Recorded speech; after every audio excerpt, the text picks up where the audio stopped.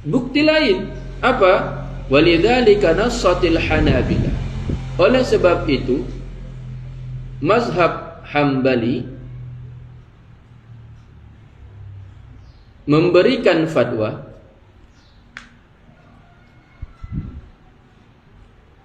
oleh sebab itu mazhab Hambali memberikan fatwa.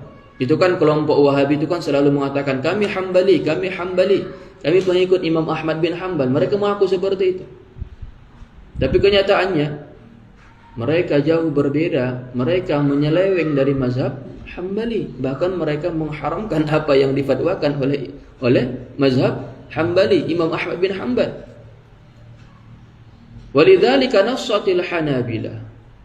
Oleh sebab itu mazhab Hambali memberikan fatwa ala anna salata, bahwa salat fil makbarah, di perkuburan atau di pemakaman, salat di pemakaman, anna salata fil makbarah, bahwa salat di pemakaman makruhatun, hukumnya makruh, wala tahrum, dan tidak haram. Kalau seandainya memang betullah pengakuan kelompok Wahabi ini mereka bermazhab Hambali, lalu bagaimana mungkin Imam Ahmad bin Hanbal hanya mengatakan salat di pemakaman hukumnya makruh, tidak haram. Lalu mereka mengatakan salat di dalam masjid yang terdapat di dalam masjid tersebut kuburan hukumnya haram. Kan bertentangan kan?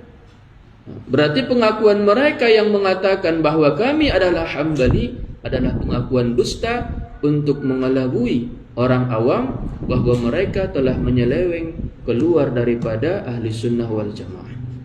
Bisa dipahami kan? Jadi ketika mereka nanti mengatakan, kenapa kalian sholat di dalam masjid yang ada di dalamnya kuburan? Bukankah Rasulullah telah melarang? Bahkan Allah melaknat. Kita tanya, apa dalilnya? Kita tanya. Pasti mereka akan mengatakan hadis ini. La'anallahu al-yahuda wan nasara ittakhadhu qubur anbiya'ihimul masajid. Lalu apa kita katakan? Al-hadisu sahih matnan wa sanadan. Hadisnya sahih, memang betul hadisnya sahih, matan dan sanadnya sahih. Walakin fahmukum ala hadzal hadis khata. Akan tetapi pemahaman kalian terhadap hadis ini itu yang salah. Tak ada satu orang pun daripada ulama yang mu'tabar, daripada ulama mujtahidin yang mu'tabar, salafan wa khalafan, baik ulama salaf ataupun ulama khalaf, yang mengharamkan salat di dalam masjid yang terdapat di dalamnya kuburan. Tak ada satu pun. Illahum, kecuali mereka.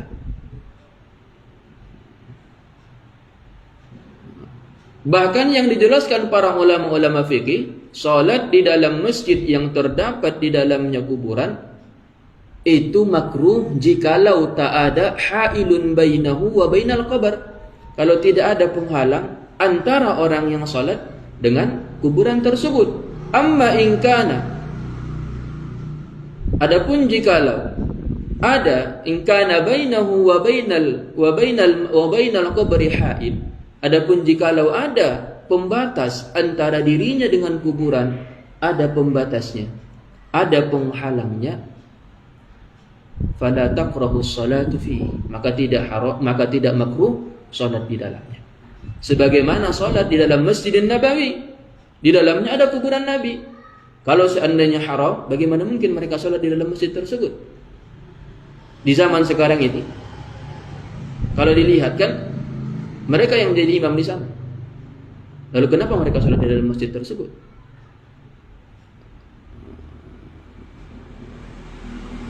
Maka makna daripada hadis ini, la'anallahu al-yahuda wan nasara ittakhadhu qubur anbiya'ihimul masajid, adalah Allah melaknat kaum Yahudi dan Nasrani yang mereka menjadikan kuburan-kuburan nabi-nabi mereka sebagai kiblat, mereka untuk salat. Kita tidak.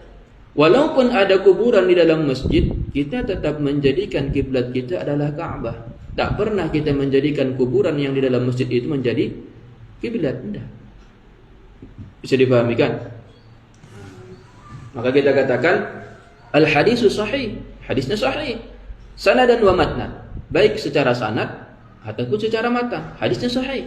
Kita tidak mengingkari kesahihan hadis tersebut.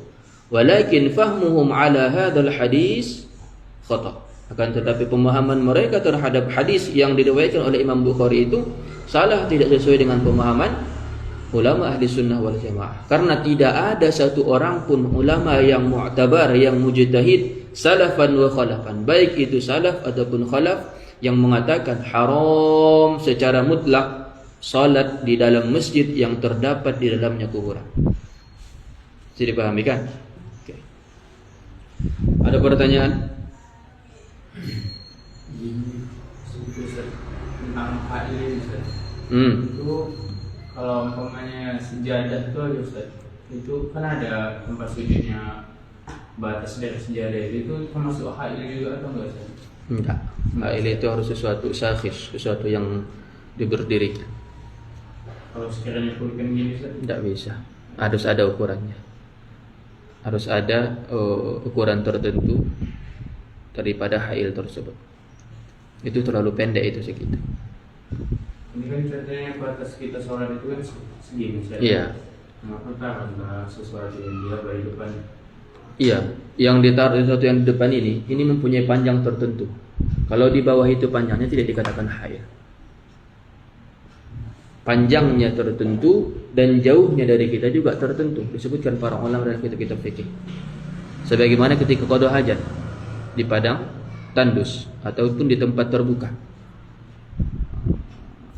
harus ada hail supaya tidak kelihatan. Dan hailnya itu mempunyai batas. Berapa jauhnya dari dirinya dan berapa panjang hail tersebut, itu ada batasnya. Disebutkan para ulama. Tidak bisa setiap ada benda depannya. Kita lihat dulu berapa panjang benda tersebut dan berapa jauh benda tersebut dari diri kita. Itu diperhatikan. Tidak setiap misalkan di sana ada dinding, tapi dilihat jauh, dindingnya panjang 10 meter. Tapi dilihat jaraknya berapa. Atau misalkan ada di depan dia pas, tapi kecil. Apakah sudah dikatakan ini bisa menutupi haid? Itu dilihat kembali kepada batas yang ditetapkan oleh para ulama. Bisa dipahami kan?